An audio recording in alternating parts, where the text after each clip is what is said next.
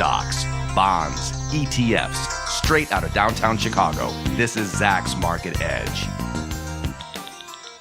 Welcome to Zacks Market Edge, the podcast about investing in your life. I'm your host, Tracy Reineck, and today I'm joined by Maddie Johnson. She's Zacks stock news reporter, so she's covering all the latest and interesting things going on in stock news. But today we're going to discuss a topic that's near and dear to both of our hearts, and that's women's favorite retailers. There's quite a new phenomenon in retail right now. It seems there's like two tracks. There's one that's this rise of the women's athletic wear, or some people call it yoga wear or leisure wear. There's a whole bunch of names for it. But it's essentially the yoga pant or the sweatpant kind of look. And that is become fashionable, not just for working out, but to wear in every day. And it's kind of supplanting jeans and denim.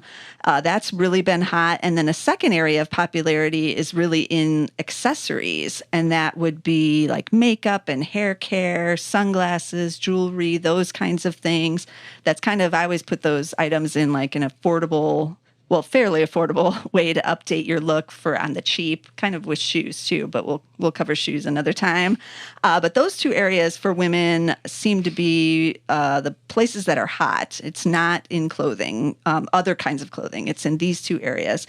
And I know a lot of investors are kind of confused by what is going good with women. They are lumping in all retail and saying it's all bad, but it's not. And so Maddie and I are here to straighten everybody out about who's doing well and which of these retailers you should be investing in. So welcome, Maddie. It's good to have you here. It's good to be here. I just want to also let everyone know that you are a millennial. I am. So you come with that perspective. I'm a Generation X. So, different retailers approach and look for different markets. Mm-hmm. So this will be good because we'll get two perspectives here.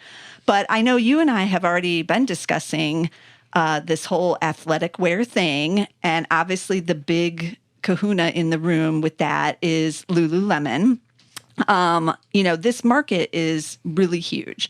People think, it's Lulu or it's nothing. But I was looking up some stats and I found that through last year, activewear sales, and that includes like every kind of workout clothes, I think, but this is for men and women, was a $37 billion industry, which is big. Yeah. It's huge. Yeah. And some of the big players outside of the specialty retailers like Lulu, so Nike and Under Armour, are launching real specific strategies to try to increase their business with women. And Nike has basically said last year that it's women's business. Again, this is like across all of their lines. So it's not just the clothing you wear, but it's also all of their workout clothes and, their real sports specific stuff. But that was growing at 20% year over year. Men's were only growing at 9%. They had about $5.7 billion in sales. They expect to grow that to $11 billion in 5 years. So that's nearly double in just 5 years. And Under Armour said that about 30% of its overall business is women. And then I noticed that they just hired Giselle, I guess, to be one of their spokesperson for a whole bunch of their active wear. So no, they're not messing around here. So what does this mean? What do you think about Lululemon? There's a lot of competition. They were basically the inventors of the yoga pant. They had the super hot yoga pant. They had a meltdown with the yoga pant.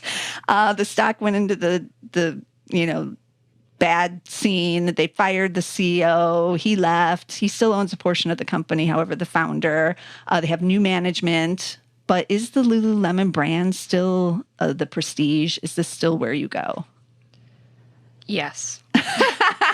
I think despite the controversy with its management and with its even some of its product being see-through or whatever, women and men, I think even a growing portion of men, want to go to Lululemon because they see it as the it place for yoga wear and athletic wear.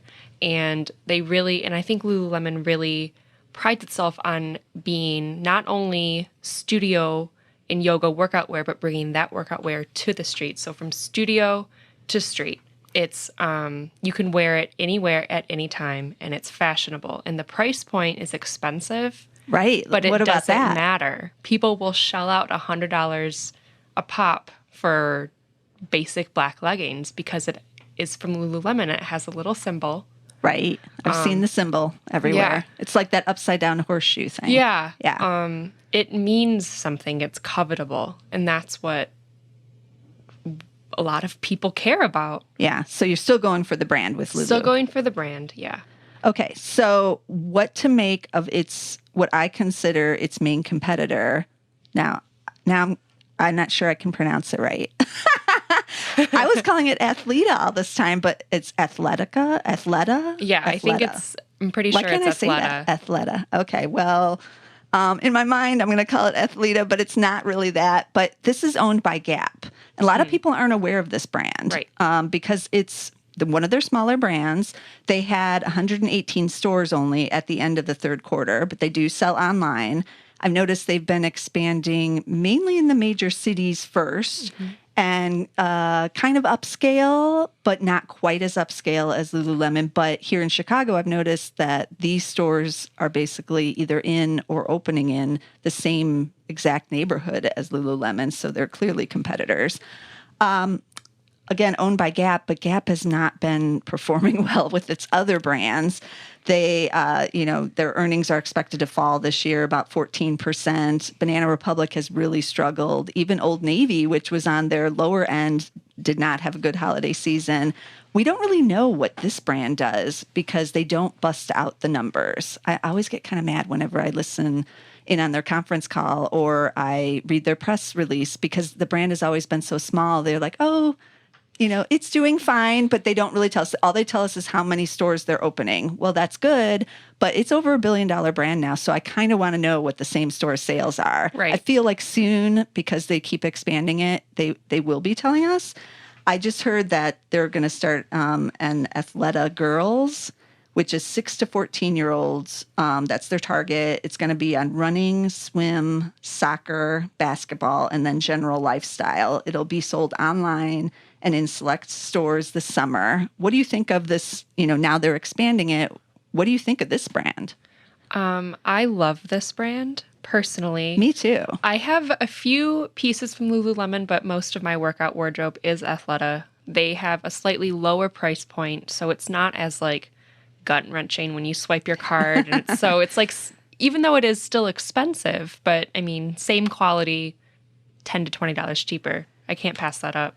And even in last year alone, Athleta opened 2 more stores in Chicago, one on Oak Street and then one on Weed Street, which is near like the North and Clybourne Shopping Center, including in addition to their one store on Southport. So I think it's rapidly expanding, and I think that Athleta is like the biggest rival for Lululemon. Yeah, that's how I look at it too, because I actually shop a lot there as well, because it does matter to me that, some of their items are, like you said, $10 to $20 cheaper, but it matters. So I'm getting the pants at $70 instead of $100, and I will buy more. Yeah, me too. They've been spot on with the fashions. Every couple months, it seems they're spot on, and they send out cute catalogs. They always are targeting me with the catalogs.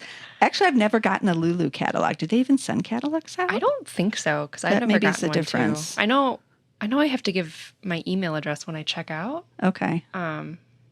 Maybe they all do it just online. Yeah. Now, I have noticed with Athleta, unlike its other brands at Gap, they almost never discount anything. I saw a few 20% discounts over Usually, the holiday season, and I was even surprised, like, maybe I should buy something. It's 20% off. So that worked on me. Yeah. But usually, other than getting rid of merchandise at the end of a season, you don't really see much going on sale there, which I feel is showing how strong they are.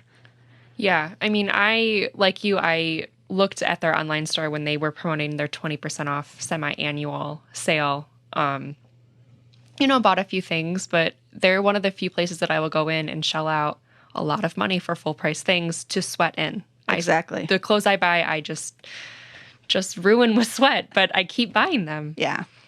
Okay, so like I said, this is owned by Gap, so that's the only negative here because the rest of the company is struggling.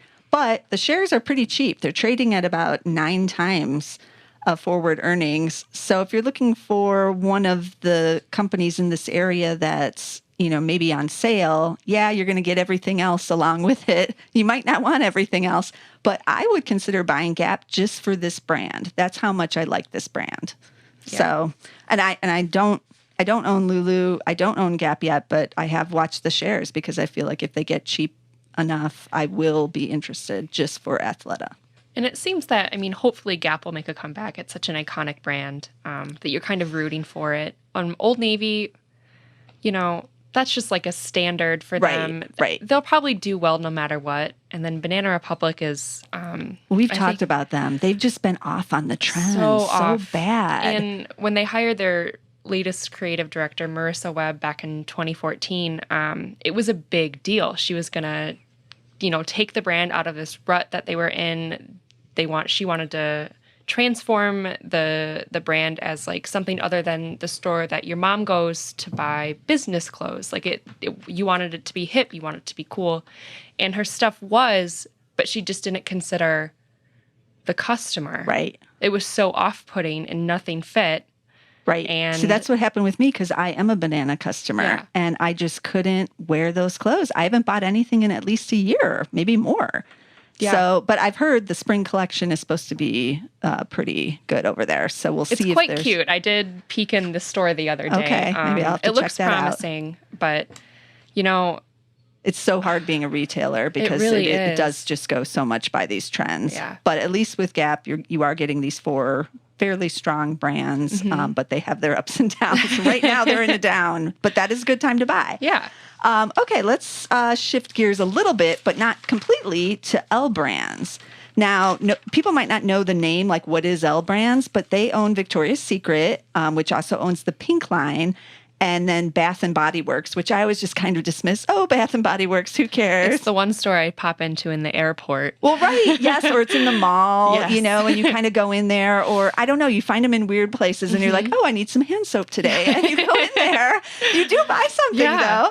But I was surprised to see that in December, the Bath and Body Works division had a 6% same-store sales growth, which is pretty good. So apparently a lot of other people were buying, various hand soaps and lotions and things. But their Victoria's Secret brand comps were up 8%. I guess some of that had to do with their semi-annual sale that they usually have in January. They pulled it forward a little bit because they were nervous about the holiday season into December. So some of those sales were pulled forward. But what is really exciting about L Brands is not really the core Victoria's Secret line that has still selling well, the basic lingerie, but is really this pink division. Right. And I know a lot of people don't understand what pink is. So you should tell us, what is it? Pink is like this more casual line of Victoria's Secret, kind of catered to the younger woman. I would say, 12 to 13 to 18-ish. It really depends. But they have this little dog logo that's quite popular. And the pink the pink brand is just splattered on everything. Yeah, but I noticed that. But that's a good thing because the buyers of that brand, they want that. They want people to know that, hey, my sweatshirt is pink and that's awesome. So it sounds like it's kind of the Lulu of the younger set. Yeah. Yeah, it's with the branding. The brand is covetable. It's something that to be admired. Now, what do they actually sell? Is this like they sell lingerie, but not as fancy risque or risque as the Victoria's Secret. It's a little bit more toned down. It's a lot of like sweatshirts. They and have stuff, a lot of isn't it? sweatshirts and yoga pants. They're kind of getting into more and more the athletic workout wear. Yeah, that's what it looks like. Yeah, and also sport. I mean, they have some sports stuff. Yeah. Yeah. Okay. I noticed, my niece is 13 and she loves this brand and she's loved it for a couple of years. So I knew that was one of the target audiences there, but they almost never have sales. They're another one. And I feel like that, again, is a show of strength. They don't need to mark down the items because you're going to buy full price. Yeah. And that is what's happening. So L Brands, a little more pricey here, though. They trade with a forward PE of 24, so they're not cheap. They are going to grow earnings in 2016, expected to about 10%. for a retailer in this kind of more difficult retail environment. That's good. And then they did have the good holiday season, so we'll kind of see going forward with them. But they've been knocking it out of the park compared to a lot of other retailers. But they're on the hot trend, as we said. Okay, so another area that we both love is Ulta, which is a beauty. What would you call it? Beauty supply, like retailer. I guess is that what you call it? Yeah, like I think of it as like the beauty department of a Walgreens on steroids, Right. Or CVS. Or CVS, Either one of those, yeah. like a drugstore. Yeah. It's just magnified, and there's so much more to Now, it. they do have salons in some of the stores too, where they do hair, and then they do have some other like eyebrow bars and like Oh, other yes, yeah. direct things where you can get facials and stuff depending on the store. So you have to look around. But what's unique about Ulta, I feel, is that it's mainly in shopping malls, and it's not as concentrated in the large cities Right. as other things might be. I was actually talking to a financial reporter based in Manhattan. It was a man, so he can be forgiven for not knowing what Ulta was, just in general. But I mentioned Ulta, this is like a year ago, and he didn't know what it was. Interesting. And I'm like, what? How can you not know Ulta? But I looked up online to see where their stores were located. He was in Manhattan, and they don't have any in Manhattan. So not only was he a guy, but he was also living in a place where Yeah. there aren't any. So I could see why would you, what is this company? Why would you care? And they are a lot more in the suburban areas. Well, though Chicago has some in its downtown, but the company is headquartered in the Chicago suburbs. So I feel like they give us a little more love than maybe some other places. But the store, what is it about it that makes it so popular? You compared it to a Walgreens beauty department, or I said CVS. Why would I go to Ulta versus one of those? Well, really, you can get anything beauty related that you need. So if you have a shopping list growing, ranging from makeup to hair products to hair styling tools to anything that you would normally go to a pharmacy, you could go to an Ulta and they have a great rewards program. Okay, let's talk about that, because Okay. I think it's really the rewards program that always drives me to the store, because it's not just a normal, you get a few points here. Like you get some good deals as you rack up those points. So I feel like I'm motivated because their reward program actually rewards me to buy like everything that I would buy at a Walgreens or CVS. I wait to buy it at the Right. Ulta because I know I can accumulate more there. So instead of buying my normal shampoo at the Walgreens, I will buy it at the Ulta. Instead of buying, I don't know, toothpaste, I think they carry at the Ulta now, at least some of the brands, I'll buy it at the Ulta. Like these weird little things, it does drive me to buy over there. And their brand selection, I think, is getting better and better. They're carrying, with like hair products, salon quality hair products that you don't have to trek all the way to your hair salon. You can just go to your local Ulta and get really nice hair products. And then their makeup selection's getting better. They have a lot of department brand names, like department brand staples that you don't have to kind of That would be walk like through that. Clinique, Clinique and Lancome. Yeah. I know they carry Benefit. Really, really nice stuff that it's awesome to get there. Who do you think is their main competitor? I mean, we mentioned the drugstore chains. Obviously, that is somewhat the department stores. And then there's Sephora that's out Right, there. Sephora. But I always feel like Sephora it's like a Lulu Athleta comparison. No, it's they have- one step up. It's a lot. Carry a lot pricier brands. So if I'm looking for a little bit cheaper price point, I go to Ulta. Right. So that's the cheaper one. They have 860 stores in the United States. Like I said, none in Manhattan. So someone there should start like Yeah. a thing like, hey, we want this. I think they have one in Queens. They have a few in the outer boroughs, but you'd have And to I bet go at Sephora them. has just Yes. overtaken Manhattan. Yeah, that's probably right. Yeah. So they have a lot of competition there. But, they don't in middle America and in like smaller, not real small towns, I've noticed they don't go into, but they're slowly expanding, and I know they have a strategy for over 1,000 stores, and they're getting closer every quarter to getting to that level. But let's talk about the e-commerce side of this company, because I've had a lot of people ask me on StockTwits how can they compete? Who cares about brick and mortar? why do women still go into Ulta? They have seen an increase in sales on their website, and they've redesigned that, and it's a pretty nice website now, and you can order all their products there. But it's still a fairly small percentage. This last quarter, their same-store sales were up 12.8%, and the online was maybe about 2% of that. So why can Ulta succeed by opening up the stores, having the website, and why isn't the web destroying them? Is it really just the rewards program again? Well, I think when you go into an Ulta or a Sephora, you can sit down with a real person and be like, I need a whole new set of makeup, help me out. And they will sit with you from like 45 minutes to an hour and just run down with everything that you need. And you get to test it out, all the products out. So that's, I think, one of the reasons driving in brick and mortar store sales versus online. I think women shoppers for some things like the makeup and all that, we do want to go into the stores. You want to test it out. It's fun. You want to get a makeover. It's easygoing. It's not stressful, unlike other shopping trips. Right. It is fun to go in there. Yeah. That's the doom of it, though. I always end up buying more than I need. Too much, yeah. I'm sure Ulta's listening to this. Like, you go in like, oh, I just need like a shampoo and something else, and you come out with like 5 items. Yes.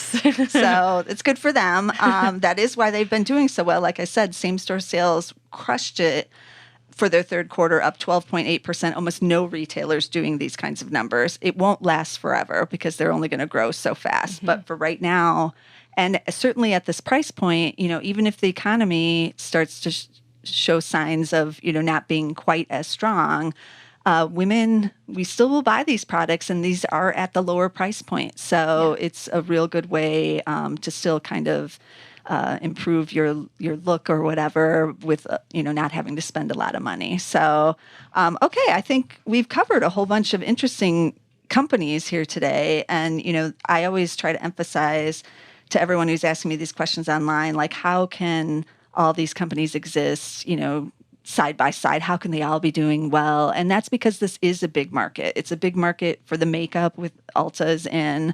It's a big market for this yoga wear and all of that. And so there's room for many players. Wouldn't you agree? It's growing and growing and growing, and I really don't think it's going to go anywhere anytime soon. So I think it's just going to keep increasing in popularity, because who doesn't want to wear yoga pants every day? It's comfortable. Do you think it's really going to replace denim? A lot of people are worried. I mean, denim sales are already down, but do you think it's really like, are we going to be wearing like yoga pants on Fridays to the office? I mean, yoga pants, maybe not to the office, but... I'd be kind of scared to see all the guys coming in the yoga pants. I don't know about that one. But we've already seen sweatshirts and some things like that. Oh, yeah. I won't name any names. But, so we're already kind of seeing, it's the relaxation and that whole kind of casual wear. Well, think of jeggings. Oh, yeah. The jeans are basically leggings. They have enough spandex in them to count as leggings. Right. Okay, these are some good trends that we're going to watch. Thanks for sharing your insights here. Yeah, thank you for having me. Shopping. Yes, this is a lot of fun. We'll have to do another update, and I'm sure there's some other areas we need to cover on shopping. This is just 2 of the big trends. And just to kind of recap the companies that we mentioned, there's Lulu, of course. Its ticker is LULU. We did mention Nike and Under Armour. We've talked about them a couple times on the podcast. That must mean something because they're hot. But Nike's ticker NKE and Under Armour is UA. Athleta. I keep having to pause while I say that one because I'm so used to saying Athleta. I didn't know it was wrong, but it's Athleta apparently. That is owned by The Gap, and their ticker is GPS. And then we have L Brands. Their ticker is LB. It's kind of a weird one, but easy to remember once you hear it a couple times. And then we had Ulta, and its ticker is just Ulta, ULTA. And for Tracy, this is this week's episode of Zach's Market Edge. And remember, you can always get all of our older shows of the podcast. You can listen to some of those where we do cover some of these same companies. You can find that on iTunes or on SoundCloud. You can see all of the Zacks Market Edge podcasts there. And you can also see any of our articles on Zacks.com because we both write regularly for the website. And you can go check out our views on any of these lovely companies and whatever else we have going on Zacks.com. So for this week, thank you, Maddie. And we'll see you again next week for more Zacks Market Edge.